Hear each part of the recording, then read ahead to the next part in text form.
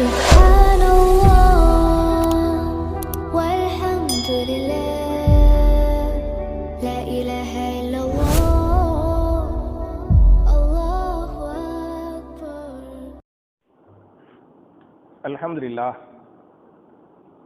لله نحمده ونستعينه ونستغفره ونؤمن به ونتوكل عليه ونعوذ بالله من شرور أنفسنا ومن سيئات أعمالنا من يهده الله فلا مضل له ومن يضلل فلا هادي له وأشهد أن لا إله إلا الله وحده لا شريك له وأشهد أن محمدا عبده ورسوله. اللهم صل على محمد وعلى آل محمد كما صليت على إبراهيم وعلى آل إبراهيم إنك حميد مجيد. اللهم بارك على محمد وعلى آل محمد كما باركت على إبراهيم وعلى آل إبراهيم إنك حميد مجيد. أعوذ بالله من الشيطان الرجيم. بسم الله الرحمن الرحيم. يا أيها الناس اتقوا ربكم الذي خلقكم من نفس واحدة وخلق منها زوجها وبث منهما رجالا كثيرا ونساء واتقوا الله الذي تساءلون به والأرحام إن الله كان عليكم رقيبا. يا أيها الذين آمنوا اتقوا الله حق تقاته ولا تموتن إلا وأنتم مسلمون. يا أيها الذين آمنوا اتقوا الله وقولوا قولا سديدا يصلح لكم أعمالكم ويغفر لكم ذنوبكم ومن يطع الله ورسوله فقد فاز فوزا عظيما. قال رسول الله صلى الله عليه وسلم فإن خير الحديث كتاب الله وخير الهدي هدي محمد صلى الله عليه وسلم وشر الأمور محدثاتها كل محدثة بدعة وكل بدعة ضلالة وكل ضلالة في النار. கண்ணியத்திற்குரிய சகோதர சகோதரிகளே, அல்லாஹுடைய வீட்டில் ஜும்ஆ என்று சொல்லக்கூடிய மார்க்கத்தின் முக்கியமான கடமையை நிறைவேற்றுவதற்காக நாம் எல்லாம் இங்கே ஒன்று கூறுகிறோம். இப்படிப்பட்ட நல்ல சந்தர்ப்பத்தில் சமூகவியல் என்கிற தலைப்பில் நம்ம தொடர்ச்சியா பார்த்துக்கிட்டு இருக்கிறோம். அதுல ஏறக்குறைய ஒரு மாசமா என்ன பார்த்தோம் அப்படின்னு சொன்னா, கணவன் மனைவிக்கு செய்ய வேண்டிய 20 கடமைகளை, அதாவது அதுக்கு முன்னால இல்லையா 20 கடமைகளை பார்த்துருக்கிறோம். போன வாரம் என்ன பார்த்தோம்னு சொன்னா, என்ன பார்த்தோம்? மனைவி கணவனுக்கு செய்யக்கூடிய கடமைகளை போன வாரம் நம்ம பார்த்துருக்கிறோம். ஏன் இதுகளை பார்க்கிறோம் அப்படின்னு சொன்னா, நம்ம வீடு சுக்கூனாக சக்கனாக இருக்கணும், நமக்கு மன அமைதி நிம்மதி கிடைக்கணும், நோய் நொடிகள் இல்லாமல் ஆரோக்கியமா இருக்கணும், நம்ம எல்லாம் ஒழுக்கமா இருக்கணும் அப்படின்னு சொன்னா, இந்த கணவன் மனைவியுடைய பரஸ்பர புரிந்து கொள்ளுதல், பரஸ்பர சந்தோஷம் மிக முக்கியமான காரணமா இருக்கும். அப்படிங்கறதுனால தான் இந்த தலைப்பை நம்ம தொடர்ச்சியா பார்த்துக்கிட்டு இருக்கிறோம். இதுல மனைவி கணவனுக்கு செய்ய வேண்டிய கடமைகள்ல போன வாரம் முதல் கடமையாக என்ன பார்த்தோம்னு சொன்னா, என்ன பார்த்தோம்? மனைவி கணவனுக்கு என்ன செய்யணும்? கட்டுப்படணும் இல்லையா? அப்படி கட்டுப்பட்டு விட்டால் அவங்க சாலிஹான பெண்ணு, அவங்க சொர்க்கத்துக்குரிய பெண்ணு அப்படிங்கிறத நம்ம போன ஹுத்பாவில் முதல் கடமையை பார்த்திருக்கிறோம். இரண்டாவது கடமை என்ன என்று சொன்னால், இல்லற விஷயத்தில், தாம்பத்திய விஷயத்தில் கணவனை திருப்திப்படுத்த வேண்டும், கணவனை சந்தோஷப்படுத்த வேண்டும் என்பது மார்க்கம் சொல்லுகின்ற, மனைவிக்கு சொல்லுகின்ற இரண்டாவது முக்கியமான கடமை. ஏன் அப்படின்னு சொன்னா, நிக்காஹுடைய பிரதானமான நோக்கமே என்ன என்று சொன்னால், என்னதான் நோக்கம்? தாம்பத்திய உறவு. ஒரு பெண்ணை பொறுத்தவரை அவங்களுடைய தாய் தந்தையெல்லாம் சேர்ந்து நிக்காஹ் பண்ணி வைக்கிறாங்கல்ல, ஒரு பெண்ணை தாய் தந்தை சேர்ந்து நிக்காஹ் பண்ணி வைக்கிறார் அப்படின்னு சொன்னா, அவருக்கு சோறு போட முடியாதுங்கிறதுக்காக நிக்காஹ் பண்ணி வைக்கிறாரு இல்ல, துணிமணி வாங்கி கொடுக்க முடியாது அதுக்காக நிக்காஹ் பண்றாரு இல்ல, அதே மாதிரி மருத்துவம் பார்க்க முடியாது அதுக்காக நிக்காஹ் பண்ணி வைக்கிறாரு இல்ல. எதுக்காக பண்ணி வைக்கிறாங்க? இந்த தாம்பத்திய உறவு என்பது மிக முக்கியமான உறவு. அப்ப அல்லாஹ் ரப்பல் ஆலமீன் மனித சமுதாயத்திற்கு மாத்திரமல்ல எல்லா உயிரினத்திலையும் ஆண் பெண் ஜோடிகளை படைத்திருக்கிறான். அந்த ஜோடிகள் ஒன்றோடு ஒன்று சேரணும் என்பது அல்லாஹ் விதித்த இயற்கை நியதி. அதனால நம்ம மார்க்கமும் என்ன சொல்லுது அப்படின்னு சொன்னா, நீங்க எல்லாம் நிக்காக பண்ணிக்கிறங்க. நிக்காஹுடைய நோக்கம் என்ன? தாம்பத்திய உறவு தான் நிக்காஹுடைய நோக்கம் என்பதை நான் சொல்லவில்லை. ரசூலுல்லாஹி ஸல்லல்லாஹு அலைஹி வஸல்லம் சொன்ன இந்த ஹதீஸை இமாம் புகாரி தன்னுடைய ஸஹீஹுல் புகாரியின் 5066வது ஹதீஸாக இந்த ஹதீஸை பதிவு பண்றாங்க. ஒரு நாள் ரசூலுல்லாஹி ஸல்லல்லாஹு அலைஹி வஸல்லம் சஹாபாக்கள் ஒன்று கூட்டினாங்க. ஒன்று கூட்டி சொன்னாங்க, யா மாஷர ஷபாப் மன் இஸ்ததா மின்குமுல் பாஅத ஃபல்யதஸவ்வஜ். என் அருமை சஹாபாக்களே, குறிப்பாக ஷபாபுகளே, ஷபாபுனா யாரு? வாலிபர்கள். என் அருமை ஷபாபுகளே, வாலிபர்களே என்று கூப்பிட்டு சொன்னார்கள். மன் இஸ்ததா மின்குமுல் பாஅத, உங்களில் யாருக்கெல்லாம் பாஅத் இருக்கிறதோ, பாஅத் என்று சொன்னால் ரெண்டு சக்தி. முதல் சக்தி என்ன என்று சொன்னால் தாம்பத்திய உறவு கொள்ளக்கூடிய சக்தியை அரபியில் பாஅத் என்று சொல்வார்கள். இரண்டாவது சக்தி பொருளாதார வசதி, தானு சாப்பிட்டு மனைவிக்கு என்ன செய்யணும், சாப்பாடு கொடுக்கணும். அப்ப தாம்பத்திய உறவு கொள்ளக்கூடிய அந்த சக்தியும் பொருளாதார வசதியும் உங்களில் யாருக்கெல்லாம் இருக்கிறதோ அவர்கள் எல்லோரும் என்ன செய்து கொள்ளட்டும், நிக்காஹ் செய்து கொள்ளட்டும். ஏன் என்று சொன்னால் நிக்காஹ் என்பது உங்களுடைய கண்களை பாதுகாக்கிறது. அந்நிய பெண்களை தவறாக பார்க்க விடாமல் எது பாதுகாக்கிறது? நிக்காஹ் பாதுகாக்கிறது. கண்களை மாத்திரமல்ல, உங்களுடைய மறைவிடங்களை பாதுகாக்கிறது. கண்கள் பாதுகாக்கப்பட்டு மறைவிடங்கள் பாதுகாக்கப்பட்டு ஆணோ பெண்ணோ ஒழுக்கமா வாழணும்னு சொன்னா என்ன பண்ணிக்கிறங்க? நிக்காஹ் பண்ணிக்கிறங்க அப்படின்னு ரசூலுல்லாஹி ஸல்லல்லாஹு அலைஹி வஸல்லம் சஹாபாக்களுக்கு சொல்லிருக்காங்களே. அப்ப நிக்காஹுடைய பிரதானமான நோக்கமே என்னவாக இருக்கிறது? தாம்பத்தியம் என்ற காரணத்தால என் அருமை தாய்மார்களே, தாம்பத்திய விஷயத்தில் நீங்கள் கணவனை முழு அளவுக்கு திருப்திப்படுத்துவது உங்க மேல பருவு, உங்க மேல கட்டாயமான கடமை, அது நன்மை, அது இபாதத்து என்பதை நீங்கள் புரிந்து கொள்ள வேண்டும். இதை பற்றிய இன்னொரு ஹதீஸை இமாம் புகாரி தன்னுடைய ஸஹீஹுல் புகாரியின் 5052வது ஹதீஸாக இந்த ஹதீஸை பதிவு பண்றாங்க. உங்கள் எல்லோருக்கும் தெரிந்த ஒரு பிரபலியமான சஹாபி அப்துல்லா பின் அம்ர் பின் ஆஸ் ரலியல்லாஹு அன்ஹு. இவங்க வாப்பா இவங்களுக்கு நிக்காஹ் பண்ணி வச்சாங்க. நிக்காஹ் பண்ணி வச்சா அப்ப வாப்பா பெரியவங்க வந்து மருமகள்கிட்ட கேட்பாங்கல்ல, விசாரிப்பாங்கல்ல. அப்ப மருமகள்கிட்ட கேட்கறாங்க, ஏமா நீங்க சந்தோஷமா இருக்கிறீங்களா? ஓப்பனா கேட்க முடியாதுல்ல. அப்ப ஓப்பனா கேட்க முடியாது. அப்ப பெரியவங்க எல்லாத்தையும் தெரிஞ்சுக்கிறதுக்காக நீங்க சந்தோஷமா இருக்கிறீங்களா அப்படின்னு கேட்கறாங்க. அதுக்கு மருமகள் ரொம்ப கண்ணியமான முறையில் பதில் சொன்னாங்க, உங்க மகனுக்கு துனியாவுடைய நாட்டமே இல்லை, துனியாவுடைய தேவை உங்க மகன், துனியாவுடைய தேவை உங்க மகன் கெட்டவர்னு சொல்லல, மாஷா அல்லாஹ் இல்முல அஹ்லாக்ல இபாதத்துல ரொம்ப உயர்ந்தவரே, ஆனால் துனியாவுடைய தேவை நாட்டம் இல்லாதவராக இருக்கிறார். நாங்க தாம்பத்திய உறவு பெருசா கொள்ளல அப்படிங்கறத சூசகமா சொல்லிட்டாங்க. சொன்னால் ரசூலுல்லாஹி ஸல்லல்லாஹு அலைஹி வஸல்லம் மகனை கூப்பிட்டு அதுல அந்த அப்துல்லா பின் அம்ர் பின் ஆஸ் இருந்தாங்கல்ல, அம்ர் பின் ஆஸ் வந்து வாப்பா, மகன் யாரு? அப்துல்லா. அப்ப வாப்பா அம்ர் பின் ஆஸ் வந்து மகனை கூப்பிட்டு டைரக்டா கேட்க கொஞ்சம் தயங்கினாங்க. தயங்கி என்ன பண்ணாங்கன்னு சொன்னா நேரா யார்கிட்ட போய் சொல்றாங்க? ரசூலுல்லாஹி ஸல்லல்லாஹு அலைஹி வஸல்லம் அவங்கள்ட்ட போய் இந்த மாதிரி கேட்டேன், என் மருமகள் இப்படி சொல்லிட்டாங்க அப்படிங்குவாங்க. அப்ப ரசூலுல்லாஹி ஸல்லல்லாஹு அலைஹி வஸல்லம் என்ன பண்ணுவாங்க? மகன் அப்துல்லாவை இங்க வாப்பான்னு கூப்பிடுவாங்க. என்னப்பா இந்த மாதிரி புகார் வருது அப்படின்னு கேட்டாங்க. கேட்டு போட்டு ஒரு கேள்வி கேட்பாங்க, கைஃப தசூமு, நீ எப்படி நோன்பு வைக்கிறாய் அப்படின்னு கேட்டாங்க.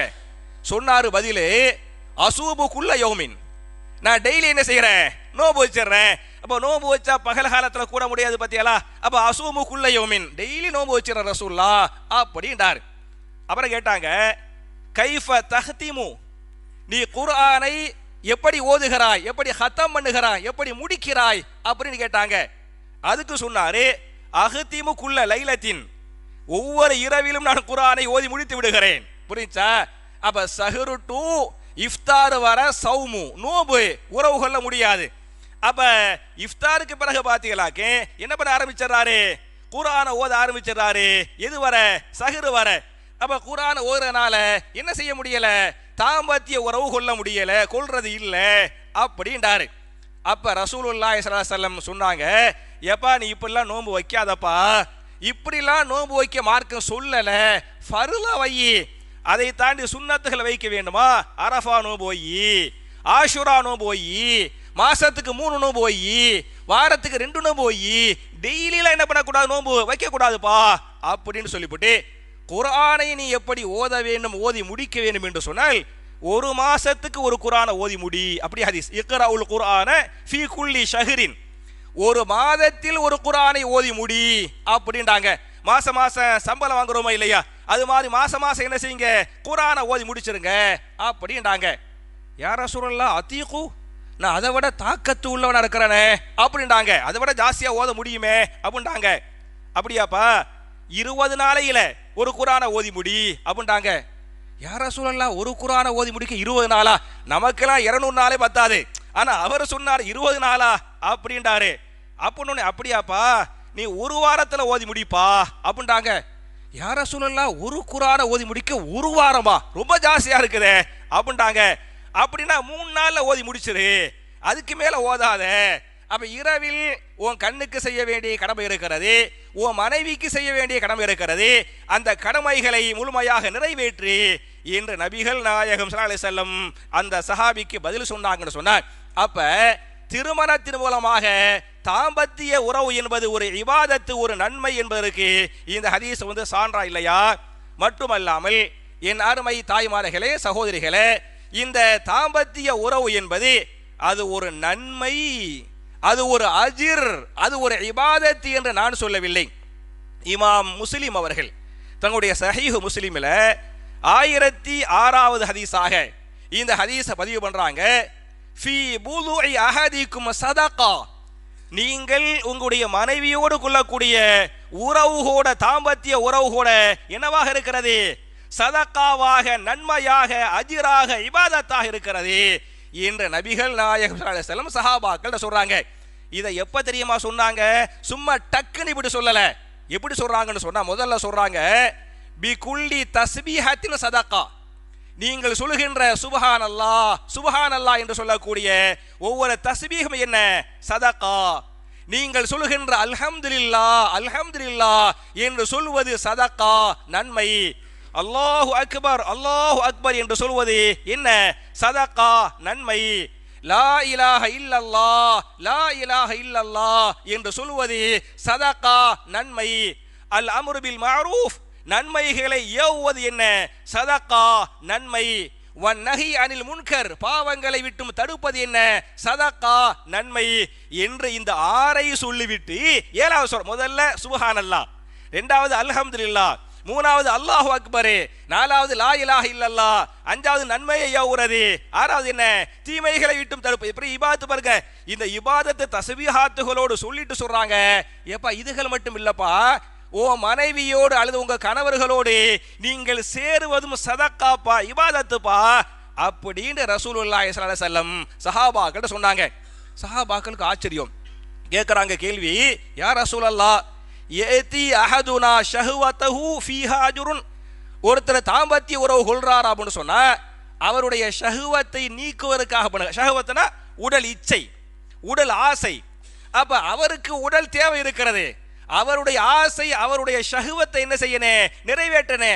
அவர் ஷஹ்வத்தை நிறைவேற்ற, அவர் உடல் உச்சையை நிறைவேற்ற மனைவியோடு கூறுறாரு.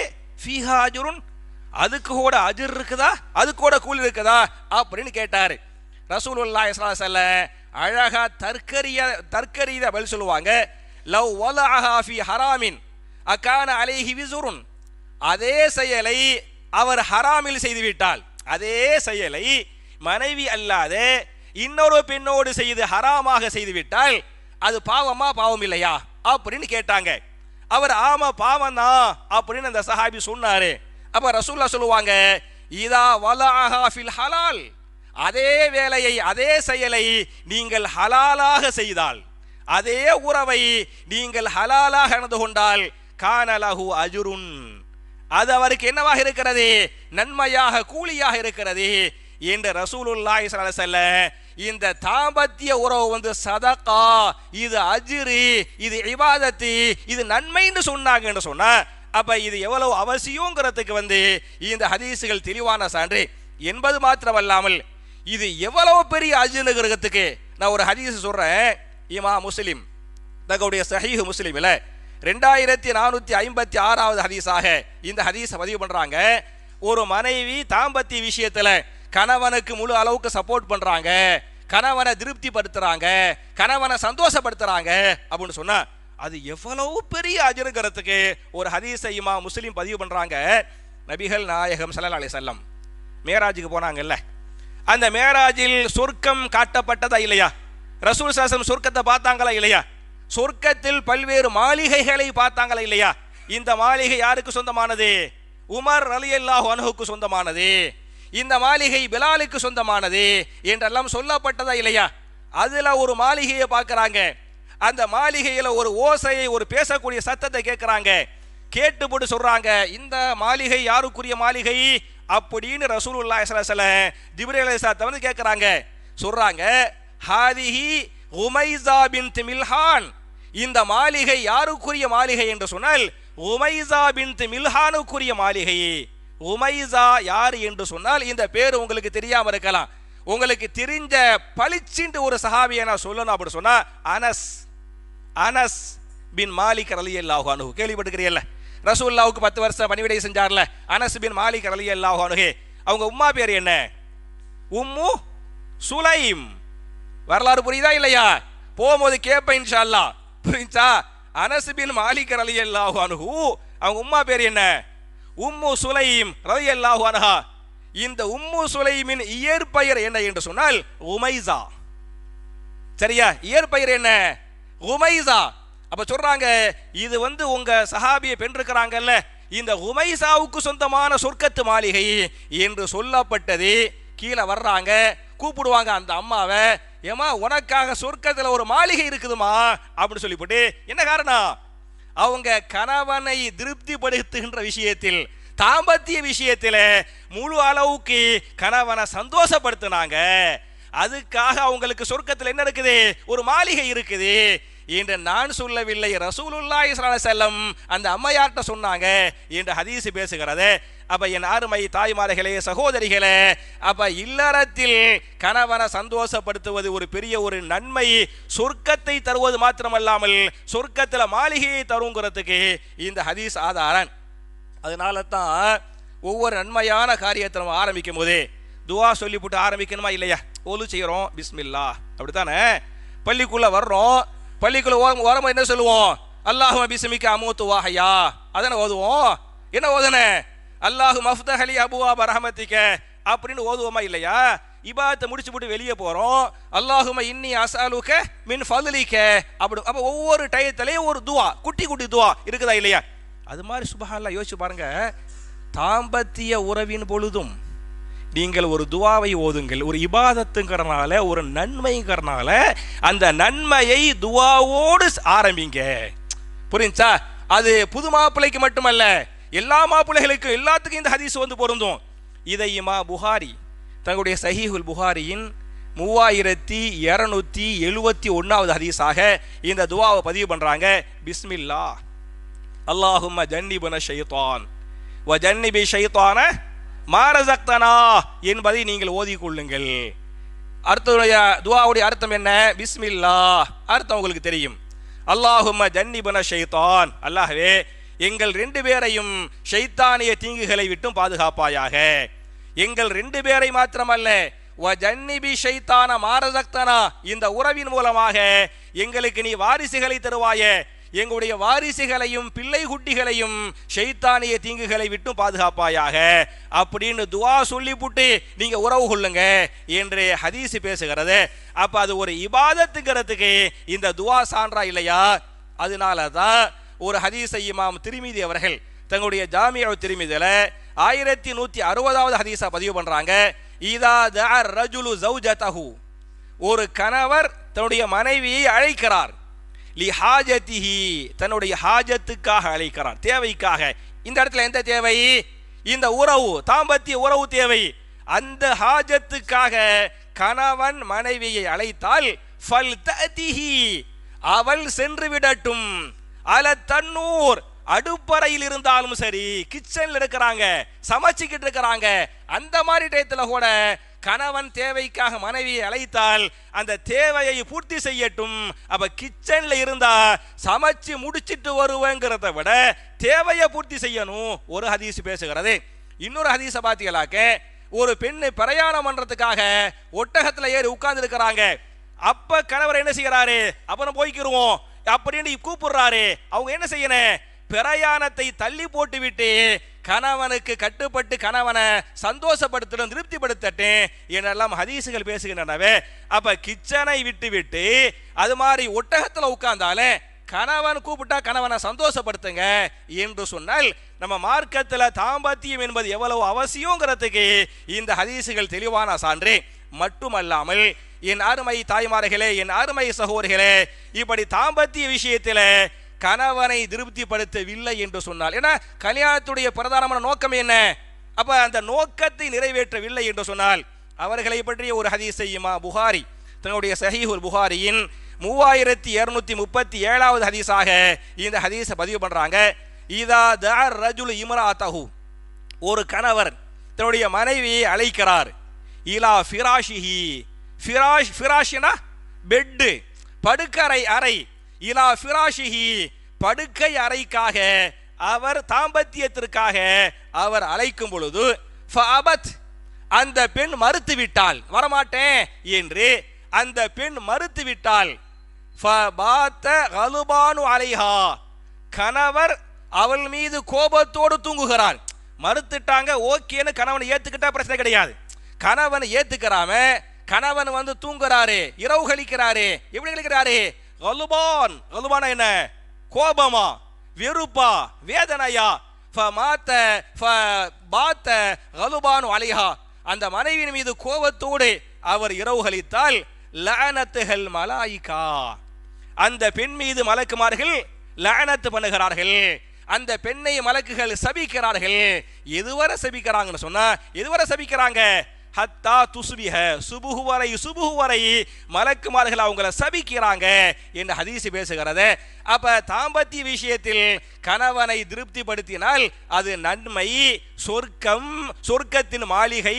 கணவனை திருப்திப்படுத்தவில்லை என்று சொன்னால் அது என்ன, மலக்குமார்களுடைய சாபத்துக்குரிய பாவம் அப்படிங்கிறதுக்கு இந்த ஹதீஸ் வந்து அழகான ஆதாரம். அதனால தான் நான் ஏற்கனவே சொன்ன மாதிரி அந்த சூரத்து நஹலுடைய ஆயத்தை சொன்னேன்ல, சூரத்து நஹல் என்று சொல்லக்கூடிய 16வது அத்தியாயத்தின் 80வது வசனம், வல்லாஹு ஜஅல லக்கும் மின் புயூதிக்கும் சகனா, அல்லாஹ் உங்களுக்காக உங்களுடைய வீடுகளை சக்கனாக ஆக்கினான், மஸ்கனாக ஆக்கினான். போன வாரம் சொன்னமா இல்லையா? அப்ப நம்முடைய வீடுகள் நிம்மதி தரக்கூடிய வீடுகளாக இருக்கனே, அமைதி தரக்கூடிய, சந்தோஷம் தரக்கூடிய வீடுகளாக இருக்கனே. நம்முடைய வீடுகளில் சண்டை சச்சரவுகள் இல்லாமல் மலாயிகத்து ரஹ்மா வந்த வண்ணமாக இருக்கனே என்று சொன்னால், என் அருமை தாய்மார்களே, என் அருமை சகோதரிகளே, அது உங்களுடைய கையில் இருக்கிறது. நான் சொன்ன இந்த 2 வேலையை நீங்க செஞ்சு பாருங்க. புரிச்ச, நிறைய கடமைகளை சொல்லுவேன், மனைவி கணவனுக்கு செய்ய வேண்டிய பல கடமைகளை சொல்லுவேன். இந்த 2 கடமைகளை செஞ்சு பார்த்தீங்களாக்க, முதல் கடமை என்ன, கணவனுக்கு கட்டுப்படுவது. 2வது கடமை என்ன, இந்த தாம்பத்திய விஷயத்தில் கணவனை திருப்திப்படுத்துவது. இந்த 2ம் இருந்து விட்டால் அந்த வீடு சக்கனாக இருக்குமா இல்லையா, சுக்கூனு கிடைக்குமா இல்லையா? அதனால ஒரு கணவன் மனைவியை பார்க்கும்போது குர்ரத்த அயுனின் இல்லையா, வஜஅல்னா லில் முத்தகின் இமாமா, மனைவியை பார்க்கும்போது அந்த மன நிம்மதி கிடைக்கணும், சந்தோஷம் கிடைக்கணும். மனைவி கணவனை பார்க்கும்போது மன நிம்மதி, சந்தோஷ, கண் குளிர்ச்சி கிடைக்கணும் என்றெல்லாம் அல்லாஹ் பேசுகிறானே. அப்ப என் அருமை சகோதரர்களே, என் அருமை தாய்மார்களே, நான் இந்த வாரம் என்ன தீபாவளிங்கிற நாள் நிறைய பேர் பிசினஸ்லாம் பண்ண வேண்டியிருக்கேன். நான் சுருக்கமாக முடிச்சுக்கிறேன்.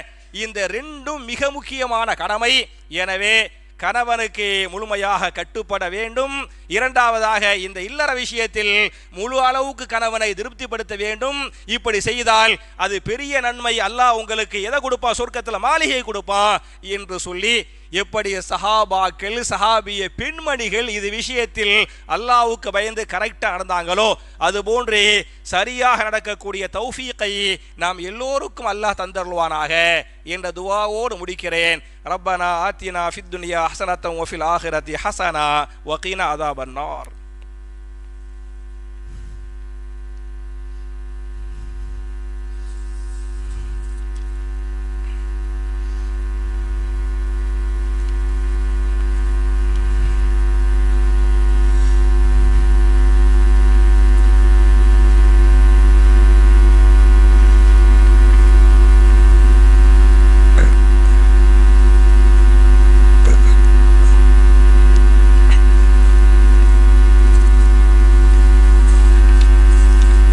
إن الحمد لله اللهم صل على محمد وعلى آل محمد كما صليت على إبراهيم وعلى آل إبراهيم إنك حميد مجيد اللهم بارك على محمد وعلى آل محمد كما باركت على إبراهيم وعلى آل إبراهيم إنك حميد مجيد.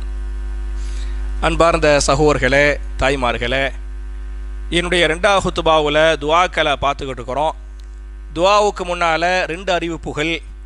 முதல் அறிவிப்பு ஒவ்வொரு ஞாயிற்றுக்கிழமையும் நம்ம பள்ளிவாசலில் காலையில் கிராமர் வகுப்பும் மாலையில் தஃப்சீர் வகுப்பும் இருக்கும். இந்த வாரம் மட்டும் அந்த 2 வகுப்பும் நடக்காது. ஏன்னா வரக்கூடிய மக்கள் எல்லாம் நிறைய பேர் வியாபாரிகள்ங்கிறதுனால அதுக்கு மறுநாள் திங்கட்கிழமை தீபாவளி பற்றியெல்லாம் அதனால் வியாபாரத்தை பார்க்கணும், பல சகோதரர்கள் வர முடியாது அப்படின்னு சொன்னாங்க. வியாபாரத்தை பார்ப்பதும் வியாபாரம் பண்ணுவதும் என்ன ஒரு இபாதத். அதனால உங்களுடைய வியாபாரத்துக்காக நீங்கள் வியாபாரங்களை பாருங்கள். இந்த வாரம் ஞாயிற்றுக்கிழமை மட்டும் 2 வகுப்பும் இருக்காது அப்படிங்கிறது முதல் அறிவிப்பு. 2வது அறிவிப்பு என்ன அப்படின்னு சொன்னால், இந்த தீபாவளிக்காக நம்ம பிள்ளைங்களுக்கு பட்டாசு வாங்கி கொடுக்கறது, அதை வெடிக்கிறது, அதை கொளுத்துறது, அதை நீங்கள் எல்லாம் கண்டிப்பாக பண்ண மாட்டீங்க. ஆனால் நம்மை சார்ந்தவர்கள் பண்ணுகிறார்கள். அவங்கள்ட்ட இது ஹராமு, தப்பு, பாவம். நம்ம தமிழில் சொல்லுவாங்கல்ல, காசை கறியாக்காத. கறிண்டா மட்டன் கறி இல்லை, புரிஞ்சா? எந்த கறி? இந்த அடுப்புக்கு சின்னரி போடுவோம்ல, இந்த சின்னரி போட்ட அந்த கறி, அடுப்பு கறி. காசை கறியாக்காத அப்படிங்குவாங்க. நெசமாவே காசை கறியாக்குவது என்ன? இந்த பட்டாசு வாங்கி கொடுக்குறாங்கல்ல, அது கேட்டால் சின்ன புள்ள தானே, பேர புள்ள தானே அப்படிங்கிறாங்க. அதெல்லாம் தப்பு, அது இஸ்ராஃபு. சின்ன பிள்ளைக்கு இந்த வயசுல தான் இது ஹலால், இது ஹராம், இதை செய்யி, இது செய்யாது, இது கூடும், இது கூடாது, இதுதான் சொல்லக்கூடிய பருவம் என்ற காரணத்தால் நீங்களும் செய்யக்கூடாது. அந்த மாதிரி பிள்ளைங்களுக்கு வாங்கி கொடுத்து காசை கறியாக்கி அந்த பாவத்தை அந்த பிள்ளைங்களையும் சம்பாதிக்க வச்சு நீங்களும் சம்பாதிக்காதீங்க என்பது நான் சொல்லக்கூடிய 2வது அறிவிப்பு. இந்த வாரத்துக்குரிய துஆ என்ன என்று சொன்னால், நம்முடைய நோக்கங்கள், தேவைகள் நிறைவேற வேண்டும் என்று சொன்னால் நாம் கேட்க வேண்டிய துஆவை திருமறை குர்ஆனில் 28வது அத்தியாயத்தின் 24வது வசனத்தில் இந்த துஆவை அல்லாஹ் பதிவு செய்கிறான். ரப்பி இன்னி லிமா அன்சல்த இலைய மின் ஹைரின் ஃபகீர் என்ற துஆவை நீங்கள் கேட்டுக்கொள்ளுங்கள். துஆவுக்குரிய பொருள் என்ன என்று சொன்னால், என் இறைவனே, நீ எனக்காக என்னென்ன நன்மைகளை எல்லாம் இறக்கி அருள்கிறாயோ அந்த நன்மைகளின் பக்கம் நான் தேவை உடையவனாக இருக்கிறேன். எனவே என்னுடைய தேவைகளை முழுமையாக நீ பூர்த்தி செய்வாயாக என்ற அற்புதமான துஆ. அப்ப என் அருமை சகோதரர்களே, என் அருமை தாய்மார்களே, ரப்பி இன்னி லிமா அன்சல்த இலைய மின் ஹைரின் ஃபகீர் என்பது துஆ. இந்த துஆ குர்ஆன்ல சூரத்துல் கஸஸ் 28வது சூரா, ஆயத்து நம்பர் என்ன? 24வது ஆயத்து. யாரு கேட்ட துஆ? மூசா அலைஹிஸ்ஸலாம். மாஷா அல்லாஹ், இந்த துஆவை கேட்டாங்க. அவங்களுக்கு அவங்க தேவை அப்ப நிக்காஹ பண்ணணும். அவங்க தேவை நிக்காஹ பண்ணனே. காலையில கேட்டுவிட்டு போறாங்க, மாலையில பொண்ணு கிடைச்சி கன்ஃபார்ம் ஆயிருச்சு, புரிஞ்சா? அந்த மாதிரிலாம் குர்ஆன் பேசுகிறது. அப்ப என் அருமை சகோதரர்கள், நம்ம எல்லாருக்கும் நான் படிக்கணும், பிள்ளைங்க படிக்கணும், நல்லா படிச்சு முடிக்கணும், நல்ல மார்க் வாங்கணும், நல்ல வேலை வாய்ப்பு கிடைக்கணும், நல்ல ஜோடிகள் கிடைக்கணும், நல்ல பொருத்தம் கிடைக்கணும், எவ்வளவோ தேவை இருக்கிறது. நோய் நீங்கணும் இல்லையா? எக்கச்சக்கமான தேவைகள் நமக்கு எல்லாம் இருக்கின்றன. அந்த தேவைகள் நிறைவேறுவதற்காக நம்ம கையேந்தி அந்த தேவைகளை நம்ம நினைச்சு அல்லாஹ்ட்ட கேட்கனே. ரப்பி இன்னி லிமா அன்சல்த இலைய மின் ஹைரின் ஃபகீர். உங்களுக்கு ஃபகீர்ண்டா வெளியே போய் அந்த ஃபகீர் யாசகம் கேட்பாங்கல்ல, நம்ம ஜக்காத்து கொடுப்போம்ல, அவங்கள தான் நம்ம ஃபகீர் நினச்சிக்கிட்டு இருப்போம். அவங்களும் ஃபகீர் தான். யார் போய் யாசகம் கேட்குறாங்களோ அவங்க நம்ம பார்வையில் ஃபகீர். நாம் எல்லோரும் அல்லாஹ்விடத்தில் ஃபகீர்கள். நம்ம எல்லாரும் எவ்வளோ பெரிய கோடீஸ்வரனா இருந்தாலும் சரி, ரப்புட்ட நம்ம எல்லாரும் யார் தான்? ஃபகீர் தானே. எனவே அல்லாஹ் பேசுகிறான், ரப்பி இன்னி லிமா அன்சல்த இலைய மின் ஹைரின் ஃபகீர் என்று இந்த துஆவை அல்லாஹ் பேசுகிறான்.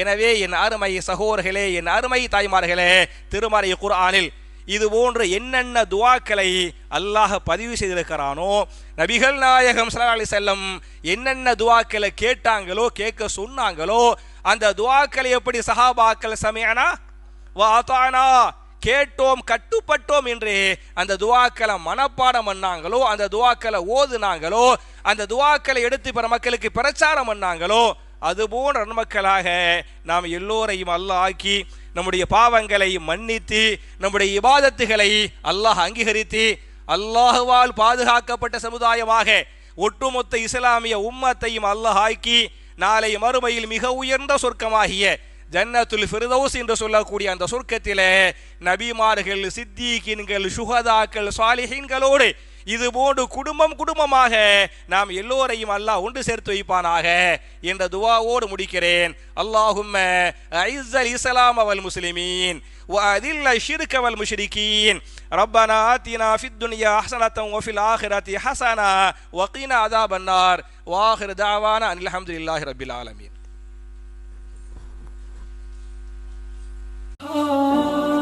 என் சகோதர சகோதரிகளுக்கு அஸ்ஸலாமு அலைக்கும் வரஹ்மத்துல்லாஹி வபரகாத்துஹு. நம் தக்வா சேனலை லைக், ஷேர், சப்ஸ்கிரைப் செய்து பெல் பட்டனை கிளிக் செய்யுங்கள்.